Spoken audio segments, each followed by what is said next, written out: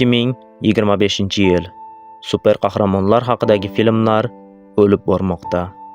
Bir paytlar muxlislarning qalbini zabt etgan Marvel hozirgi paytda shunchaki ichi bo'sh filmlarni suratga olyapti. Bas, biz bu filmlardan to'ydik. O'sha biz bilgan Marvel qani? Boltasini zarbi bilan butun Chitauri qo'shinini titratgan Thor yoki charchab holdan toysa ham jang qiladigan Kapitan Amerika. Butun dunyo uchun jonini fido qilgan Tony Stark va o'sha biz taniydigan dahshatli Hulk endi yo'q. Clint Barton, sen nega bunchalar tez taslim bo'lding? Axir yana bir necha yil Marvelni top darajada ushlab turishing mumkin edi-ku. Bularga arzigulik sababing bor bilib turibman.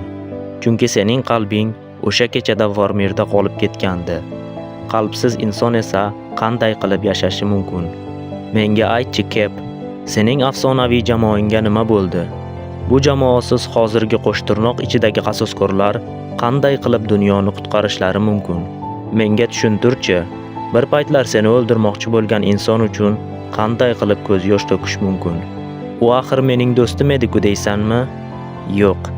U shunchaki sening do'sting emasdi. U hammaning xaloskori edi. O'sha dahshatli kechani eslasang kerak. Thanosning qo'shiniga qarshi jangda u sen bilan birgalikda yelkama-yelka oxirigacha kurashdi. U bilardi, oldindan o'lishini bilardi.